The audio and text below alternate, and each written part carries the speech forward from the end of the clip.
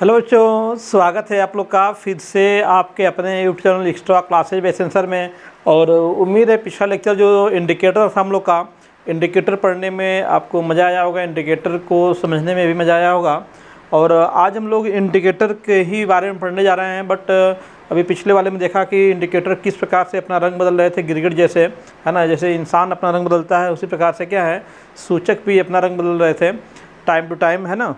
तो ये सूचकों का जो रंग परिवर्तन है क्यों होता है, इंसानों का रंग परिवर्तन के बारे में तो हम नहीं कर पाएंगे क्यों होता है, लेकिन सूचकों का जो रंग परिवर्तन है उसके बारे में ज़रूर हम लोग कुछ बात कर सकते हैं। ठीक है, तो भाई इंसान अपना समझे कि क्यों रंग बदलता है। टाइम बदलने पर वो भी, जैसे दोस्त रंग बदलते हैं, रिश्तेदार रंग बदलते हैं, परिवार के लोग रंग बदल देते हैं, लेकिन सूचक क्यों रंग बदलता है, आइए उसके बारे में हम लोग चर्चा करते हैं, है ना। तो आज हम लोग का टॉपिक है जो सूचक है ना। सूचक का जो रंग परिवर्तन होने वाला है, ठीक है, सूचकों का जो क्रियाविधि है उसके कौन कौन से सिद्धांत हैं। सूचकों के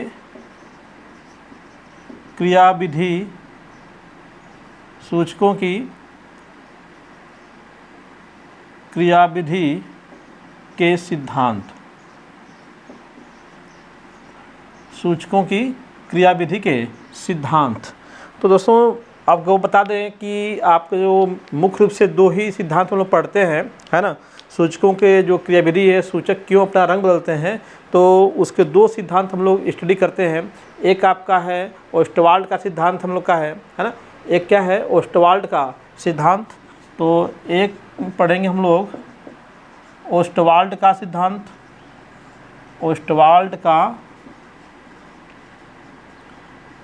सिद्धांत, ठीक है। और दूसरा हम लोग पढ़ेंगे इसमें क्यूनाइड का सिद्धांत, कहते हैं हम लोग इसको, क्यूनाइड का सिद्धांत। तो ये हो गया क्यूनोनाइड का सिद्धांत, ठीक है। दोनों ही सिद्धांत अपने आप में स्टैंडर्ड हैं, ठीक है। ओस्टवाल्ड के सिद्धांत में कुछ शॉर्टकमिंग्स हैं, बट आपके जो क्यूनाइड का सिद्धांत है वो क्या है, बिल्कुल फुल एक्सप्लेन करता है कि किस प्रकार से आपके जो सूचक हैं, इंडिकेटर हैं, वो कार्य करते हैं, किस प्रकार से उनके रंग में परिवर्तन होता है। तो आइए एक एक करके दोनों जो सिद्धांत है, दोनों सिद्धांतों का हम लोग अध्ययन करेंगे। सबसे पहले हम लोग ओस्टवाल्ड के सिद्धांत का हम लोग अध्ययन करेंगे। तो आइए सबसे पहले लिखते हैं हम लोग ओस्टवाल्ड का जो सिद्धांत है उससे जुड़ी हुई क्या क्या बातें हैं, ये सिद्धांत क्या कहता है उसको जानते हैं। तो ओस्टवाल्ड का सिद्धांत बताता है कि जो आपके सूचक होते हैं वो दुर्बल विद्युत अपघट्य होते हैं, ठीक है, दुर्बल विद्युत अपघट्य। इस सिद्धांत का जो पहला पॉइंट है वो यही है कि आपके जो सूचक हैं, सूचक क्या हैं, दुर्बल विद्युत अपघट्य हैं, दुर्बल विद्युत अपघट्य होते हैं, ठीक है। दुर्बल विद्युत अपघट्य से आप समझ सकते हैं जो दुर्बल विद्युत अपघट्य होते हैं उनका आयरन कम होता है। अगर दुर्बल होंगे तो उनका आयरन क्या होगा, कम होगा, ठीक ना। ये ध्यान देना, इसका मतलब क्या निकला सिद्धांत में जो दिया गया कि ये दुर्बल है, प्रबल क्यों कहा जा रहा है, क्यों ये बताने का सेंस है कि जो दुर्बल विद्युत अपघट्य होते हैं उनका आयरन क्या होता है, कम होता है। तो यहाँ पे आयरन की बात कहाँ से आ गई, तो ओस्टवाल्ड का सिद्धांत कहता है कि इनका जो रंग परिवर्तन है वह आयरन के कारण होता है ना। इनका जो रंग होता है सूचकों का, इनका रंग किसके कारण होता है, आयनन के कारण होता है, आयनन के कारण होता है। किसके कारण, आयनन के कारण होता है ना। अब ये जो अभी मैंने कहा कि दुर्बल विद्युत अपघट्य है तो इनका आयरन क्या होता है, कम होता है। लेकिन आप जानते हो कि अगर उसमें प्रबल अम्ल या प्रबल क्षार आ जाए तो उसके जो आयरन की दर है वो क्या होगी, बढ़ जाएगी, ठीक ना। तो कह सकते हैं कि प्रबल अम्ल या प्रबल क्षार, प्रबल अम्ल या प्रबल क्षार की उपस्थिति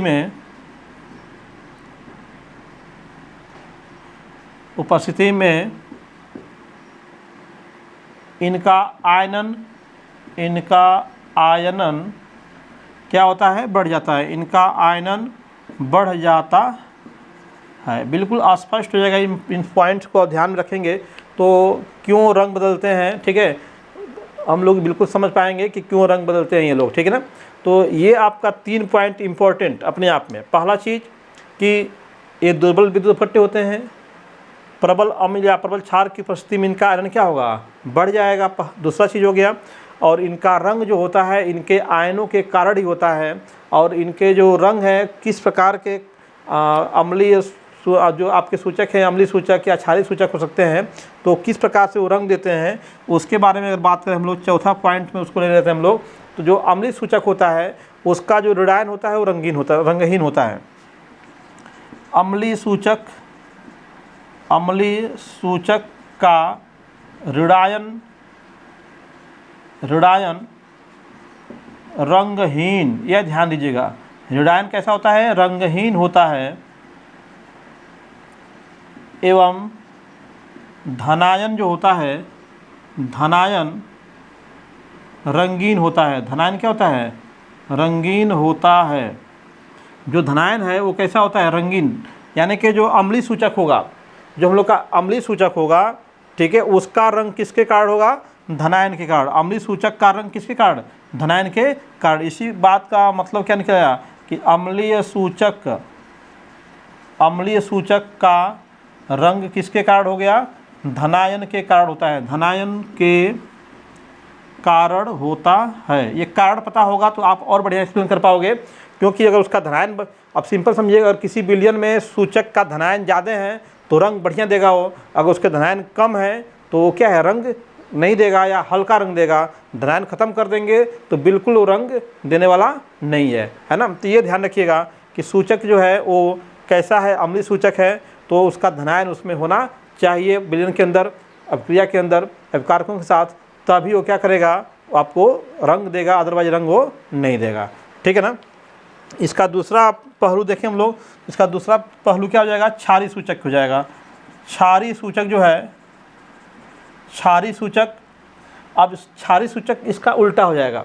जो क्षारीय सूचक होंगे, ठीक है, उनके रंगहीन धनायन होंगे। धनायन कैसे होंगे, रंगहीन होंगे। क्षारीय सूचक का धनायन रंगहीन होता है एवं ऋणायन क्या होता है, रंगीन होता है, कलरफुल होता है। ठीक है ना। तो ये बात याद रखिएगा, जो क्षारीय सूचक होंगे उनके धनायन कैसे हैं, रंगहीन है। और जो उनके ऋणायन है, उनके ऋणायन वो कैसे हैं, रंगीन है। ऋणायन कैसे हैं, रंगीन है। धनायन कैसे हैं, रंगहीन है। तो ये आपका इम्पोर्टेंट पॉइंट हो गया। अब इसी के बेस पे फुल एक्सप्लेनेशन हम लोग कर सकते हैं किसी भी सूचक का। ठीक है। तो अब देखिए इसमें ऋणायन रंगीन हो गया, किसमें, क्षारीय सूचक में। तो जो आपने फेनोल्फथलीन की बात किया था, ठीक है, आइए देखते हैं। सबसे पहले उसी को हम लोग एक्सप्लेन कर लेते हैं। फेनोल्फथलीन को ही एक्सप्लेन करते हैं कि कैसा है फेनोल्फथलीन। तो आपका जो फेनोल्फथलीन है उसका जो आपने नाम दिया था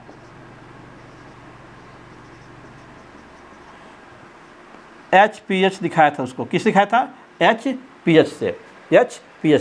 तो ये क्या है, एक दुर्बल, जानते ही हैं कि ये क्या है, दुर्बल आपका विद्युत भट्ट। ये भी है क्या है, एक दुर्बल विद्युत भट्ट है। आज जो दुर्बल विद्युत भट्ट होता है उसका आयरन क्या होता है, कम होता है, धीमा होता है। तो इसका आयरन कैसे होगा, इसका आयनन निम्न प्रकार होता है, निम्न प्रकार से होता है। कैसे होता है भाई, देखो तो आपका जो HPH है, ये HPH है, इसका आयरन जब होता है तो आपका H धनायन बन जाता है और PH क्या बनता है, ऋणायन बनता है। PH क्या बनता है, ऋणायन। तो अगर ये आपका कैसा सूचक है, ये आपका अगर ऋणायन इसका रंगीन देता है तो कैसा होगा, क्षारीय सूचक हो जाएगा। तो एक पॉइंट निकल के इसमें आ गया कि फेनोल्फथलीन जो है वो क्या है, क्षारीय सूचक है। कैसा है, ये क्षारीय सूचक है। क्षारीय सूचक है क्यों, क्योंकि ये आपका जिसका ऋणायन क्या होता है, रंगीन होता है। ऋणायन क्या होता है, रंगीन होता है। और ये आपका जो धनायन इसका होता है वो क्या होता है, रंगहीन होता है। ये धनायन क्या हो गया, रंगहीन हो गया, और ऋणायन कैसा हो गया, रंगीन हो गया। इसलिए क्या हो गया, ये क्षारीय सूचक हो गया। देख लो यहाँ पे, क्षारीय सूचक का धनायन क्या होता है, रंगहीन होता है, ऋणायन क्या होता है, रंगीन होता है। ठीक है। तो ये आपका इसके आयनों को देख करके हम पहचानेंगे। इसका मतलब कि अगर हम जिस सोल्यूशन में इसका यूज करने जा रहे हैं, जिस क्रिया में अगर आपका pH निगेटिव उसमें रहेगा उपस्थित, तब तो क्या करेगा, रंग देगा। अगर pH निगेटिव समाप्त हो जाएगा तो रंग नहीं देगा हम लोग को, ठीक है। तो हमें pH निगेटिव प्राप्त होना चाहिए। तो फिनोल्फ्थालीन क्या है, अगर क्षारीय माध्यम में इसकी बात करें, क्षारीय माध्यम में किस प्रकार से क्या रोल दिखाएगा, और ये क्या है, अम्लीय माध्यम में किस प्रकार से रोल दिखाएगा, ठीक है। तो ये हम इसको बिल्कुल एक्सप्लेन कर पाएंगे अच्छे से। आइए देखते हैं कैसे ये क्या कर रहा है अपने साथ। यहाँ पे देखो आपका, अगर हम इसको क्या है, किसी क्षार, प्रबल क्षार NaOH, ये क्या है, प्रबल क्षार है, प्रबल क्षार है। तो प्रबल क्षार है तो इसका क्या होगा, आयरन होगा। तो ये बन जाएगा आपका Na पॉजिटिव और प्लस क्या बन जाएगा, OH निगेटिव बन जाएगा। Na पॉजिटिव और OH निगेटिव बनेगा। अब इसमें क्या होगा, Na पॉजिटिव और pH निगेटिव आपस में क्या होंगे, कंबाइन होंगे। ये लोग कंबाइन होकर क्या बनाएंगे, ये दोनों कंबाइन होकर जल बनाएंगे, ठीक है। तो इसका मतलब कि इस आपका जो HPH है और प्लस जो NaOH है, जब इसको मिला दिया गया तो किस प्रकार से ये क्या आयन बनाएंगे। तो एक तो बन जाएगा आपका H2O सिंपल, और साथ में क्या बन जाएगा हम लोग का NaPH बन जाएगा, NaPH। तो जो सोडियम है, ठीक है, जो सोडियम है वो क्या है, प्रबल क्षार का भाग है। तो ये क्या होगा, प्रबल होगा। अगर ये लवण बन रहा होगा तो क्या होगा, प्रबल बनेगा। प्रबल होगा तो इसका आयनन क्या होगा, अधिक होगा। आयनन क्या होगा, अधिक होगा। जब NaPH का आयनन अधिक होगा तो हम लोग को क्या है, इसमें से Na पॉजिटिव के रूप में प्रबल होगा तो ये आयनों के रूप में ही होगा। ये आपस में कंबाइन होंगे ही नहीं, और हम लोग को क्या है, pH निगेटिव आयन मिलता रहेगा, और हम लोग को क्या है, यहाँ पे रंग हम लोग को मिलता रहेगा। तो क्षारीय माध्यम में क्या है, हम लोग को रंग मिलेगा। क्षारीय माध्यम में क्या करेगा, ये रंग देगा। यानी निष्कर्ष क्या निकल के आया कि क्षारीय माध्यम में क्षार कैसा था, प्रबल था। प्रबल क्षारीय माध्यम में आपका जो HPH है, HPH फिनोल्फ्थालीन जो है वो क्या है, रंग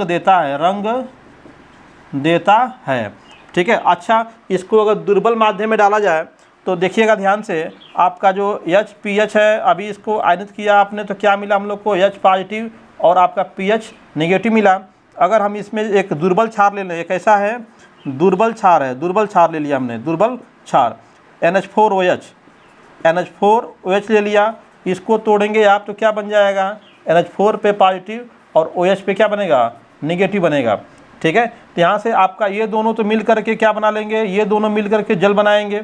ये दोनों तो बन गए, H2O बन गए, इसकी बातें ख़त्म कीजिए। और ये दोनों जो आपके बच रहे हैं NH4 और pH, ये देखो यहाँ पे, तो ये जब मिलेंगे आपस में तो क्या बनाएंगे, NH4 pH बनाएंगे। NH4 pH ये कैसा है भाई, दुर्बल है। और जानते हो दुर्बल होगा तो उसका आयनन क्या होगा, कम होगा। दुर्बल है, ये कैसा है, दुर्बल है, तो आयनन कैसा होगा, आयनन कम होगा। अतः आपका जो है, आपका pH निगेटिव जो है, pH निगेटिव क्या है, कम प्राप्त होगा, ठीक है। तो रंग क्या होगा, रंग कम प्राप्त होगा, यानी कि क्या होगा, रंगहीन हो जाएगा। कैसा हो जाएगा, रंगहीन हो जाएगा। जब सोल्यूशन क्या है, रंगहीन हो जाएगा, रंग नहीं देगा। इसका मतलब कि जो फिनोल्फ्थालीन है वो आपका प्रबल क्षारीय माध्यम में रंग देता है, लेकिन दुर्बल क्षारीय माध्यम में क्या है, वो रंग नहीं देता है, ठीक है। दुर्बल क्षारीय माध्यम रहेगा तो क्या है, रंग नहीं देगा। तो किसके लिए देख रहा है आपने, फिनोल्फ्थालीन के लिए देख लिया। तो ये क्या है, प्रबल क्षारीय माध्यम में ही रंग देगा, दुर्बल में रंग नहीं देगा। अच्छा, अम्ल की बात करिए, अगर इसको अम्ल के साथ डाला जाए तो क्या होगा, इसको नोट कर लीजिएगा, मिटा दे रहे हैं हम, ठीक है।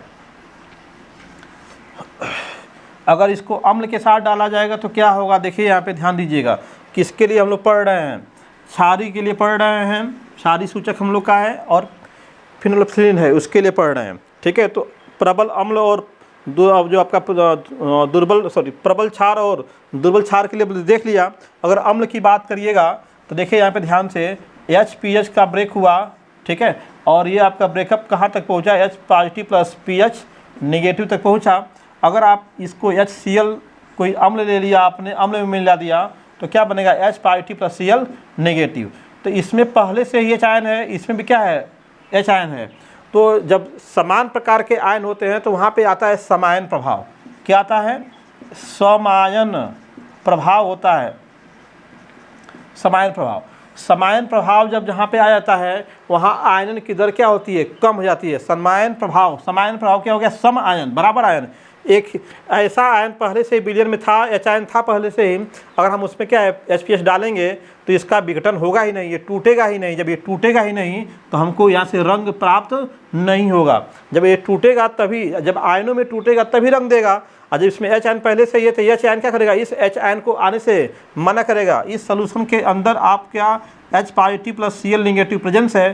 जब हम इसमें HPH इसमें डालेंगे तो ये क्या करेगा, H पॉजिटिव इस H का क्या करेगा, विरोध करेगा, आने का विरोध करेगा, आने नहीं देगा, टूटने नहीं देगा, उसका आयन क्या करेगा, रोकेगा।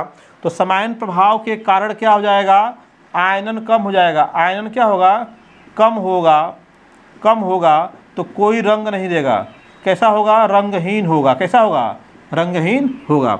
ठीक है ना। तो इसका यूज हम लोग क्या है, प्रबल क्षारीय माध्यम में ही करते हैं, वहीं पे हम लोग क्या है, रंग प्राप्त हो जाता है। ठीक है ना। तो एच आयन की उपस्थिति कारण क्या है, समायन प्रभाव होता है, और समायन प्रभाव के कारण क्या है, इसका आयरन और कम हो जाता है, और उसके कारण क्या है, विलयन कैसा होता है, रंगहीन होता है। तो ये तो आपका क्षारीय माध्यम में हो गया। ये किसके लिए हो गया, अम्लीय माध्यम के लिए हो गया। अम्लीय माध्यम में, ये किसके लिए हो गया, अम्लीय माध्यम में समझा दिया आपको। ये किसके लिए हो गया, क्षारीय माध्यम के लिए हो गया।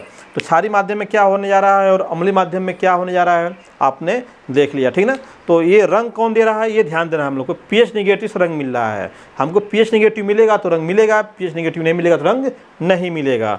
तो आपने देखा था कि प्रबल वाले में जो यहाँ पे NaPH बन रहा था, ये प्रबल था तो इसका आयरन अधिक हो रहा था, तो हम लोग को पीएच अधिक मिल रहा था, तो रंग मिल रहा था, रंगीन था। कैसा था, रंगीन था। ठीक है। तो आपका HPH रंग देता है। आपका HPH को जब दुर्बल क्षार से मिलाया गया तो आपका यहाँ पे क्या दुर्बल बना, दुर्बल NH4 क्या है, दुर्बल है, पीएच के साथ मिलेगा, दुर्बल बनाएगा, दुर्बल विद्युत भट्ट का निर्माण करेगा। और जब दुर्बल बनाएगा तो इसका आयरन क्या होगा, कम होगा, तो पीएच नेगेटिव क्या हम लोग को कम मिलेगा। ठीक है। और विलयन कैसा होगा, रंग कम होगा या फिर रंगहीन होगा। ठीक है ना। तो ये आपका हो गया उसका किसके लिए, फिनोल्फ्थालीन के लिए। आइए अब थोड़ा सा मेथिल ऑरेंज की भी बात कर लेते हैं हम लोग। ठीक है, मेथिल ऑरेंज की बात कर लेते हैं। ठीक है, इसको मिटाते हैं। अब मेथिल ऑरेंज किस प्रकार से अपना काम करेगा, आइए देखते हैं। मेथिल ऑरेंज में भी जो सूचकों का सिद्धांत है ओस्टवाल्ड का सिद्धांत हम लोग पढ़ रहे हैं, इसको ध्यान में रखिएगा। कौन सा सिद्धांत पढ़ रहे हो आप, ओस्टवाल्ड का सिद्धांत, उसी पे चल रहे हैं हम लोग। ठीक है, ओस्टवाल्ड के सिद्धांत पे। अब किसको देखने जा रहे हैं हम लोग, मेथिल ऑरेंज को देखने जा रहे हैं। मेथिल ऑरेंज MEOH इसका ये सिंबल है, मेथिल ऑरेंज। ठीक है। तो इसमें आप क्या होगा, मेथिल ऑरेंज का विघटन किस प्रकार से होगा, देखिए। पहले MEOH है, ये टूटेगा किस प्रकार से, दुर्बल विद्युत भट्ट है, इसलिए डबल एरो लगा रहे हैं, डबल हेडेड एरो। ठीक है ना। दुर्बल होता है तो उसमें क्या होता है, विपरीत क्रिया भी होती है, प्रबल वाले में विपरीत क्रिया नहीं होती है। तो यहाँ पे क्या बनता है, Me पे पॉजिटिव और प्लस OH पे नेगेटिव। ठीक है, OH पे नेगेटिव। तो आप जानते ही हो कि इसमें कौन सा रंग देगा, यही वाला रंग देगा, क्योंकि OH तो हाइड्रोक्साइड आयन हो गया और H आयन उसमें था, मिल रहा था हम लोग को। तो ये आपका क्या होता है, रंगहीन होता है। एरोडाइन क्या होता है, रंगहीन है। ये कैसा है, रंगहीन है। ये कैसा है, रंगीन है। कैसा रंग होता है इसका, लाल रंग होता है, रंगीन। ठीक है। ये जो आपका धनायन है इसका रंग कैसा हो गया, लाल हो गया। ठीक है। तो अब इसमें क्या हो गया, धनायन रंगीन हो गया, धनायन रंगीन हो गया। अब जो है धनायन रंगीन हो गया, इसका मतलब कैसा है। ठीक है, धनायन अगर रंगीन है तो कैसा हो गया, अम्लीय सूचक हो गया। ठीक है, अगर धनायन रंगीन है तो क्या है, अम्लीय सूचक होगा ये। तो कैसा सूचक है, पहले तो ये क्लियर हो रहा है कि अम्लीय सूचक है। कैसा है, अम्लीय सूचक है। ये पहली बात हो गई, अम्लीय सूचक है। ठीक है, अम्लीय सूचक है यानी कि ये क्या करेगा, आपका अम्ल में ये क्या है, आयन रंग देगा, और अम्ल नहीं होगा, चाहे दुर्बल अम्ल होगा तो उसमें क्या है, आयन नहीं देगा, रंग नहीं देगा ये। ठीक है। तो आइए इसका रिएक्शन समझ लेते हैं हम लोग। अगर हम लोग यहाँ पे देखिएगा, MEOH को तोड़ा, आपने भी तोड़ा भी है, आपने यहाँ पे Me पे प्लस है, प्लस OH पे क्या है, नेगेटिव है। आप कोई HCl ले लिया आपने तो ये भी टूटेगा, तो क्या बनेगा, H पॉजिटिव बनाएगा, प्लस Cl पे नेगेटिव बनाएगा। किस प्रकार से कंबाइन होंगे आप समझ रहे हो, ये दोनों तो आपस में कंबाइन हो जाएंगे और क्या बनाएंगे, जल बनाएंगे, H2 बना लेंगे। और ये दोनों आपस में जब कंबाइन होंगे ये दोनों, ठीक है, तो ये दोनों कंबाइन होकर क्या बनाएंगे, MECl बनाएंगे। MECl जो कि क्या है, एक प्रबल है, क्योंकि इसमें आपका प्रबल जो अम्ल है उसका भाग इसमें आया हुआ है, तो क्या होगा, ये प्रबल होगा तो इसका आयनन अधिक होगा। प्रबल होगा तो आयनन क्या होगा, आयनन अधिक होगा। अधिक होगा तो आपका जो है Me पे पॉजिटिव क्या है, अधिक प्राप्त होगा, अधिक प्राप्त होगा, अधिक प्राप्त होगा। जब Me पॉजिटिव अधिक प्राप्त होगा तो क्या होगा, विलयन में क्या आएगा, रंग आएगा। विलयन में क्या आएगा, रंग अधिक आएगा, क्योंकि इन्हीं के कारण रंग है, तो रंग क्या होंगे, अधिक होगा। और जब रंग अधिक होगा तो ये क्या हो जाएगा, विलयन रंगहीन हो जाएगा। क्या हो जाएगा, रंगीन होगा, रंग देगा। ये क्या करेगा, रंग देगा। तो आपका अम्लीय अगर है तो उसमें क्या करेगा, ये रंग देगा ये। ठीक है, तो सिंपल सी बात है, ये ध्यान रखिएगा। जल जो होता है, कहोगे सर ये भी तो आयरन हो सकता है, लेकिन होता कैसा, ये दुर्बल होता है, इसलिए क्या है, आयरन इसका नहीं होता है। तो HPH में भी देख लिया आपने, और क्या है, आपने इसमें भी आपने इसको देख लिया कि किस प्रकार से ये आपका रंग दे रहे हैं और किस प्रकार से ये आपके इसके आयन प्राप्त हम लोग को हो रहे हैं। ठीक है, तो ये था आपका ओस्टवाल्ड का जो सिद्धांत था, उसके आधार पे कि जो उसके आयन्स होते हैं सूचकों के, वही आयन क्या है, हम लोग को रंग देते हैं। अगर वो आयन विलयन में प्रेजेंस रहेंगे, उनकी मात्रा अधिक रहेगी तो रंग स्पष्ट आएगा। अगर वो आयन क्या होंगे, कम होंगे या फिर बहुत ही कम होंगे या नहीं होंगे तो विलयन में रंग हल्का आएगा या फिर नहीं आएगा, विलयन क्या होगा, रंगहीन होगा, तो हम उस सूचक का प्रयोग नहीं कर पाएंगे। ठीक ना, तो आप उस माध्यम को देख करके समझ जाएंगे कि कब हम लोग का वो रंग देगा, कब रंग नहीं देगा। ठीक है, अब आइए अगले सिद्धांत की तरफ हम लोग चलते हैं। अगला सिद्धांत हम लोग का कौन सा है, ठीक है, जो अम्लीय सूचक जो आप हैं उनको देख लिया, जो क्षारीय सूचक है उनको भी देख लिया। तो अभी जो क्यूनाइड का सिद्धांत है, अब उसको देखा जाए सेकेंड वाला। ठीक है, तो ओस्टवाल्ड का सिद्धांत आई थिंक आपको समझ में आ गया होगा। बस आयनों को ध्यान देंगे, आयरन पे ध्यान देंगे, और कौन सा प्रबल दुर्बल मैंने पढ़ाया भी पीछे है। प्रबल अम्ल और प्रबल क्षार का जो साल्ट होता है कैसा होता है, प्रबल अम्ल और प्रबल अम्ल से बना हुआ साल्ट कैसा होता है, दुर्बल अम्ल और दुर्बल क्षार से बना हुआ साल्ट कैसा होता है, जो विद्युत भट्ट बनता है वो किस प्रकार से उसका आयरन होता है, उसके ऊपर क्लास पीछे चली है, तो आपको समझ में आ रहा होगा। ज़्यादा व्याख्या उसकी हम यहाँ पे नहीं करने वाले हैं। ठीक है ना, आप उसको समझ भी रहे होंगे। तो अभी क्या हम लोग पढ़ेंगे, क्यूनाइड का सिद्धांत हम लोग पढ़ेंगे।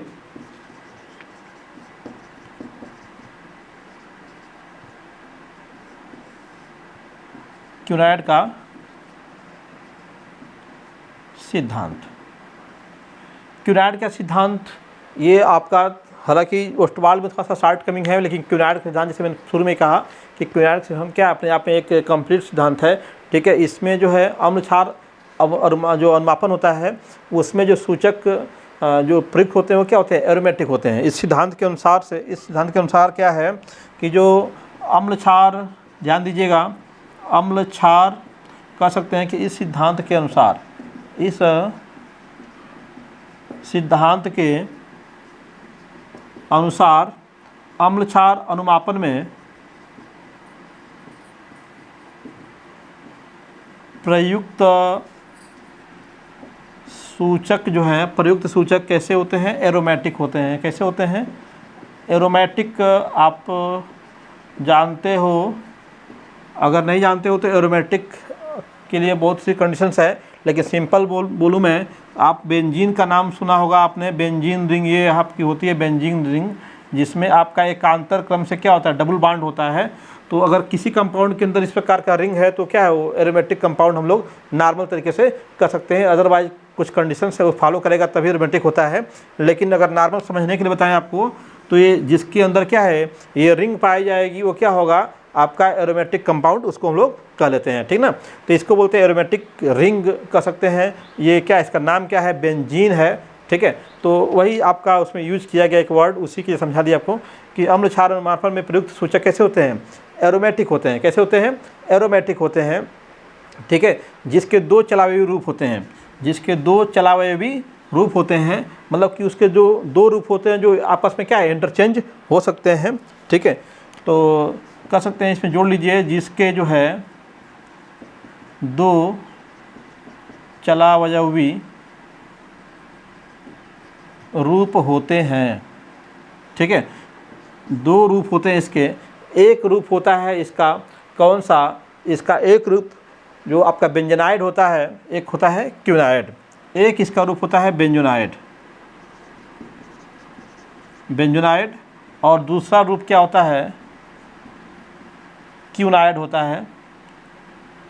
दूसरा रूप क्या होता है इसका, क्विनाइड होता है, ठीक ना। तो क्विनाइड और बेंजोनाइड दो रूप इसके होते हैं, ठीक है। जो बेंजोनाइड होता है वो बेंजीन के फॉर्म में होता है, बेंजीन रिंग उसमें रहेगी, बेंजीन रिंग देखिए इस प्रकार से, ठीक है। ये बेंजीन रिंग उसके अंदर पाई जाएगी, यहाँ पे आपके कार्बन के साथ क्या एक बॉन्ड बाहर निकले होंगे, ठीक है। आपके बाकी यहाँ पे जैसे कार्बन है, ये आपका CH होता है, CH, ये आपका बेंजीन रिंग अगर उसमें है, यहाँ पे कुछ कंपाउंड आपके और जुड़े रहेंगे, कुछ अणु उसमें, ठीक है।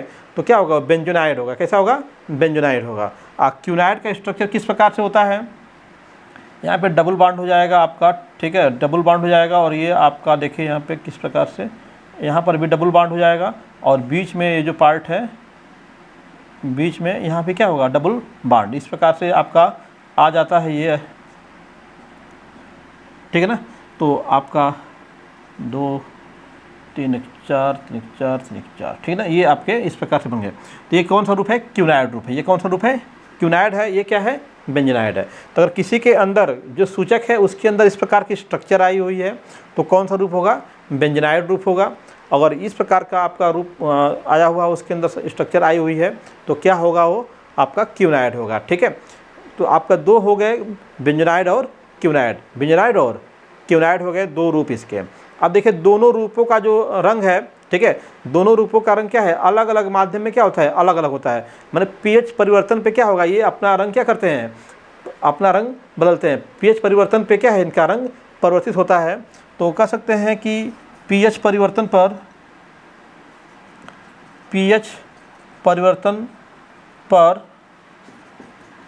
ये अपना रंग क्या है, परिवर्तित करते हैं। ये अपना रंग क्या है, परिवर्तित करते हैं, ठीक है। जब भी pH बदलेंगे तो इनके रंग में क्या होगा, बदल जाएगा। क्यों बदलता है रंग, क्योंकि जो आपका ये बेंजोनाइड है वो क्विनाइड में, या फिर जो क्विनाइड है वो बेंजोनाइड में क्या है, परिवर्तित हो जाता है। बेंजोनाइड क्या है, क्विनाइड में, और क्विनाइड क्या है, बेंजोनाइड में क्या है, परिवर्तित होता रहता है, हो जाता है pH बदलने पे। इसीलिए क्या है, रंग में परिवर्तन होता है, ठीक है। इसमें से एक जो रूप जो होता है वो अम्लीय माध्यम में रंग देता है, और दूसरा क्या है, क्षारीय माध्यम में रंग देता है। एक अम्लीय माध्यम में और एक क्या है, क्षारीय माध्यम में रंग देता है। तो तीसरा पॉइंट इसमें हो जाएगा कि एक रूप जो है, एक रूप अम्लीय माध्यम में तथा दूसरा रूप क्या है, क्षारीय माध्यम में रंग देता है, क्षारीय माध्यम में रंग देता है। तो एक को आपका जो बेंजोनाइड है वो आपका, जैसे अगर हम क्षारीय माध्यम में बात करें तो ये आपका क्या है, कोई रंग नहीं देता है, ठीक है। लेकिन वो क्या होता है, आपका गहरा रंग देता है, गहरा रंग देता है, ठीक है। इसका हल्का रंग होगा चाहे रंग नहीं होगा, इससे क्या होगा, गहरा रंग वो देता है, ठीक है ना। तो ये आपका ये देखना होगा कि किस प्रकार का है। अगर ये फॉर्म है तो ये क्या होगा, हल्का रंग होगा, हल्का रंग देगा, या फिर रंगहीन होगा। कैसा होगा, रंगहीन होगा। ये जो फॉर्म आपका है ये क्या है, गहरा रंग देता है, ये गहरा रंग हम लोग को देता है, ये गहरा रंग का होता है, ठीक है ना। तो ये आपका pH परिवर्तन पे ही अपने रंग को बदलते हैं। आइए इसके आधार पे हम लोग फिर से देखते हैं, ये पॉइंट्स नोट कर लीजिए, ठीक है, फिर हम इसको मिटाते हैं।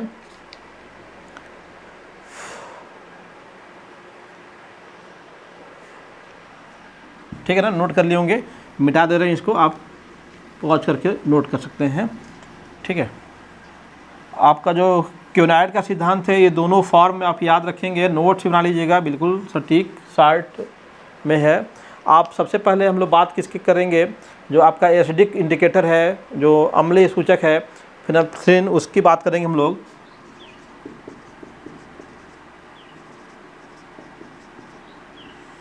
फिनाइलफ्थलीन की बात करेंगे, जो हम लोग SPH दिखा रहे थे, अब हम लोग उसका स्ट्रक्चर बनाने जाएंगे। ये क्या है आपका, एसिडिक जो है, एसिडिक इंडिकेटर है, एसिडिक इंडिकेटर। ठीक है, एसिडिक इंडिकेटर, क्योंकि इसका जो आपका रेडायन है वो क्या देता है, आपका इसका रेडायन क्या देगा, कलर देगा हम लोग को। ठीक है, तो इसका स्ट्रक्चर सबसे पहले हम लोग बनाते हैं। सबसे पहले इसका स्ट्रक्चर किस रूप में होगा। ठीक है, तो इसका स्ट्रक्चर देखिए ध्यान से हम लोग बनाएंगे। यहाँ पे सबसे पहले एक बेंजीन रिंग बना लीजिए यहाँ पे। ठीक है, ये स्ट्रक्चर आप एक बार बनाएंगे तो आपको याद भी हो जाएगा। ठीक है, बेंजीन रिंग सबसे पहले हम लोग बना लेते हैं। ये हो गई हम लोग की बेंजीन रिंग हो गई हम लोग की ये। ठीक है, अब इस बेंजीन रिंग से कुछ और भी जुड़ेंगे हम लोग के साथ। इस पे यहाँ पे आपका COO जुड़ता है, तो इसको अलग लिखेंगे तो CO, यहाँ पे क्या है, एक ऑक्सीजन और इसके साथ होता है। और यह ऑक्सीजन जो एक कार्बन के साथ क्या करता है, बॉन्ड बनाता है यहाँ पे। ठीक है, यहाँ पे एक कार्बन आ गया और ये ऑक्सीजन के साथ बॉन्ड बनाया। ठीक है, अब इस कार्बन के साथ दो कंपाउंड और जुड़ेंगे, फिनॉल टाइप के कंपाउंड होते हैं, फिनॉल ही है वो एक्चुअली।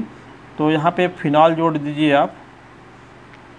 फिनॉल बेंजीन रिंग में जब OH जोड़ देते हैं तो वो होता है फिनॉल।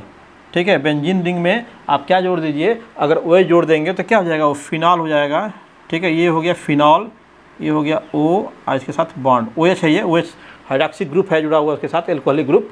ठीक है, और दूसरा जो है यहाँ पे एक रिंग और जुड़ी हुई है, यहाँ पे देखिएगा ध्यान से, ये बन गया इसका स्ट्रक्चर। यहाँ पर भी क्या है आपका O और यहाँ पे H।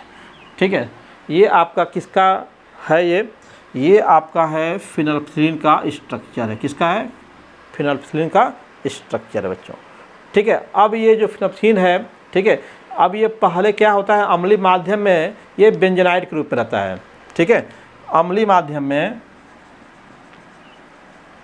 अम्लीय माध्यम में यह किस रूप में रहता है, यह बेंजोनाइड के रूप में रहता है। अर्थात अगर बेंजोनाइड के रूप में रहेगा तो कैसा होगा, अर्थात रंगहीन रहता है, रंगहीन रहता है। रंगहीन रहता है इसका मतलब इसके आयन नहीं बनते होंगे, यानी कि आयनन नहीं होता है, आयनन नहीं होता है। ये आयनन हो जाता है इसका अगर आयन देता, ये जैसे आपने अभी पढ़ा पीछे, H-PH को तोड़ेंगे आपका H पॉजिटिव और PH निगेटिव बनेगा, आप लोग का निगेटिव बनेगा, तो कैसा होता है, ये रंगीन होता है, पता है आप लोग को। तो ये जब आयन बनेगा तभी तो रंगीन होगा, अगर ये आयन के रूप में नहीं बदलेगा तो क्या होगा, रंगीन नहीं होगा। ठीक है ना। लेकिन जब इसको क्षारीय माध्यम में डालते हैं हम लोग, कहाँ पे, क्षारीय माध्यम में जाने पर, क्षारीय माध्यम में ध्यान दीजिएगा, क्षारीय माध्यम में यह जो है क्यूनाइड का रूप ले लेता है, क्यूनाइड के रूप में आ जाता है, क्यूनाइड के रूप में परिवर्तित हो जाता है, परिवर्तित हो जाता है, परिवर्तित हो जाता है। ठीक है, अर्थात क्या हो गया, रंगीन हो जाता है। कैसा, रंगीन हो जाता है। क्यों होता है रंगीन, क्योंकि इसका क्या होता है, आयनन हो जाता है। आयनन होगा तभी तो रंगीन रंग देगा, ये आयन आएगा तो क्या देगा, रंग देगा, आयन नहीं आएगा तो रंग नहीं देगा।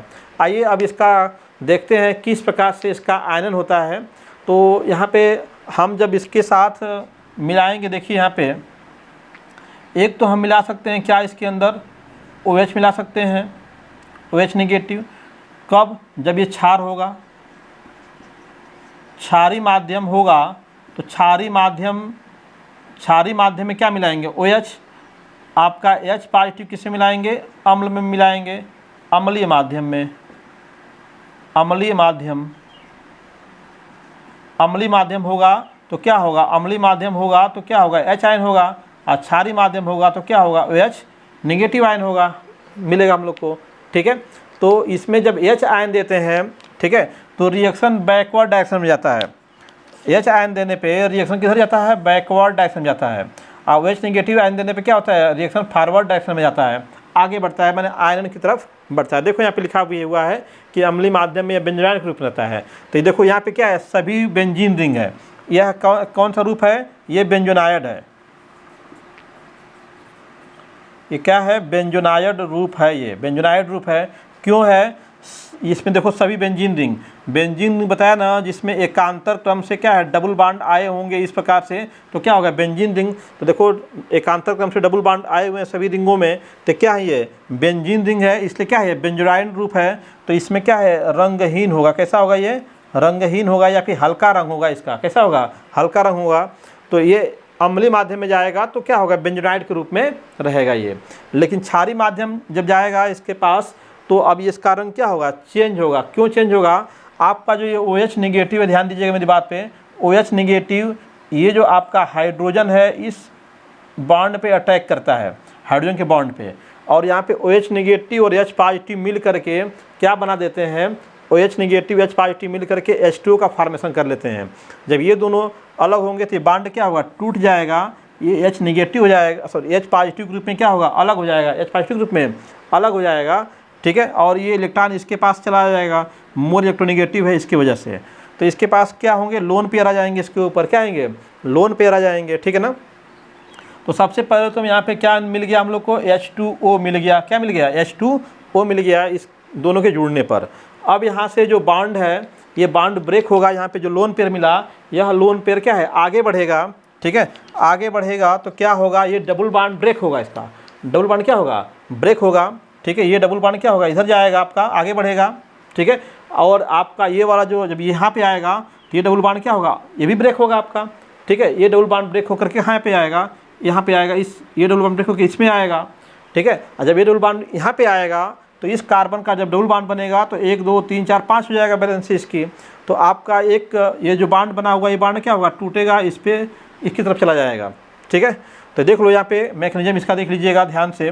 पहले OH निगेटिव यहाँ पे अटैक करेगा, H पॉजिटिव बन जाएगा, इसका लोन पेयर इसके पास हो जाएगा, लोन पेयर यहाँ पे देगा तो इस कार्बन को देगा। जब ये ऑक्सीजन यहाँ पे है, इसे समझिए ये ऑक्सीजन यहाँ पे है, ये बॉन्ड टूट गया, इसके पास लोन पेयर है, लोन पेयर इस कार्बन को देगा, तो कार्बन की बैलेंसी तो ऑलरेडी पूरी थी, लोन पेयर मिलेगा तो इस बॉन्ड को ब्रेक करेगा, तोड़ देगा, जिससे यह बॉन्ड क्या होगा आगे बढ़ जाएगा। तो यहाँ जो डबल बॉन्ड था वो डबल बॉन्ड कहाँ जाएगा, सीधे समझिए यहाँ पे आ जाएगा, कहाँ आएगा यहाँ पे आएगा। तो यहाँ पे डबल बॉन्ड बनेगा, डबल बॉन्ड 4 बॉन्ड, एक बॉन्ड 5 बॉन्ड हो गए। तो ये बॉन्ड क्या होगा फिर ब्रेक होगा, यहाँ पे चला जाएगा। जब यहाँ पे जाएगा तो इस कार्बन बैलेंसी बढ़ जाएगी, तो इस कार्बन बैलेंसी बढ़ेगी तो ऑक्सीजन का इलेक्ट्रोनेगेटिविटी क्या होता है अधिक होता है, तो वह इस बॉन्ड के इलेक्ट्रॉन जो होंगे इस क्या करेगा अपनी ओर अट्रैक्ट कर लेगा, इस पर क्या आ जाएगा निगेटिव चार्ज उसके ऊपर आ जाएगा। और जैसे ही निगेटिव चार्ज आएगा वो क्या हो जाएगा आयनित हो जाएगा। और जब वो आयनित हो जाएगा तो हम कहेंगे क्या कहेंगे कि इसका आयनन हो गया, क्या हो गया आयनन हो गया। तो आयनन हो गया तो रंग आ गया है ना, और किस रूप में परिवर्तित हो गया क्यूनाइड के रूप में परिवर्तित हो जाएगा। आइए इसका कंप्लीट रिंग बनाते हैं तो अभी क्लियर हो जाएगा कि किस रूप में वो कन्वर्ट हो रहा है, ठीक है। तो आपका यहाँ पे देखिएगा ये रिंग सेम वैसे ही पड़ी रहेगी, ध्यान दीजिएगा। ये वाली जो रिंग है इस रिंग में कोई परिवर्तन नहीं हुआ, ठीक है, इस रिंग में कोई परिवर्तन नहीं हुआ। यहाँ पे आपका carbon C double bond O और एक आपका यहाँ पे O था, इसके ऊपर अब आ गया निगेटिव बॉन्ड टूटने के वजह से। और यहाँ पे जो आपका कार्बन है इस कार्बन के साथ बनेगा डबल बॉन्ड, क्या बनेगा डबल बॉन्ड बनेगा। यहाँ पे एक रिंग यहाँ पे आपने जोड़ रखा है पहले से, फिनोलिक रिंग है, ठीक है ना, ये फिनोलिक रिंग है OH, ठीक है। और यहाँ पे आप देख रहे हो यह बॉन्ड टूट के यहाँ पे आ रहा है, तो अब यहाँ पे क्या बन जाएगा, यहाँ पे बन जाएगा डबल बॉन्ड, ठीक है। डबल बॉन्ड बन गया, यहाँ पे देख लीजिए डबल बॉन्ड ये फॉर्म हो गया हम लोग का।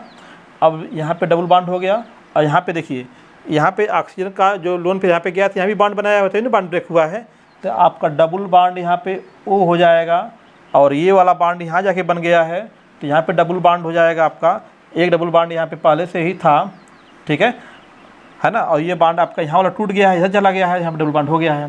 तो ये देखो ये जो रिंग है, ठीक ना, अब ये जो रिंग है ये कौन सी रिंग है, देखो तो यहाँ से यहाँ तक ध्यान दोगे, सीधा करोगे तो क्या हो जाएगा, ये रिंग इस प्रकार से हो जाएगी, कुछ इस प्रकार से ये रिंग हो जाएगी, ठीक है। तो कौन सा रूप है, ये क्यूनाइड रूप है, कौन सा रूप है क्यूनाइड रूप है। तो ये कौन सा रूप हो गया क्यूनाइड हो गया, कौन सा रूप हो गया क्यूनाइड रूप हो गया। क्यूनाइड होगा तो क्या होगा, ये रंगीन होगा। कैसा होगा, रंगीन होगा, रंग देगा। ये तो आपका दुर्बल है, H2O एक साथ बन रहा है, तो उसका कोई मतलब नहीं यहाँ पे है। यहाँ पे ऋण आयन आ गया, आयन आ गया, तो इसके अंदर क्या है, जो ये आपका pH निगेटिव की हम लोग बात कर रहे हैं, pH निगेटिव, तो ये वही pH निगेटिव है, फेनिल रिंग से जुड़ा हुआ ये कंपाउंड्स हैं, इसको pH दिखाते हैं फेनिल की वजह से। तो इस पर क्या आ गया, ऋणायन आ गया, यही ऋणायन क्या करता है हम लोग को, रंग देता है, ठीक है ना। तो ये आपका आयनिक पोजीशन हो गया, आयन क्या हो गया यहाँ पे, आयनिक पोजीशन, आयनिक स्थान है ये, जहाँ पे आयन बना हुआ है। बात समझ आई, ठीक है। तो ये आपका क्या हो गया, कंप्लीट हो गया क्यूनाइड के फॉर्म में कैसे कन्वर्ट हुआ फिनोल्फथालीन, ठीक है ना। आपने देखा किस सिद्धांत के आधार पे, क्यूनाइड के सिद्धांत के आधार पे देखा। तो किस प्रकार से मैकेनिज्म होता है, मैकेनिज्म भी आपको समझ में आ गया होगा, ठीक है। तो अभी एक टाइप इसका और है, नोट कर लीजिए, तो इसको हम बताते हैं आपको।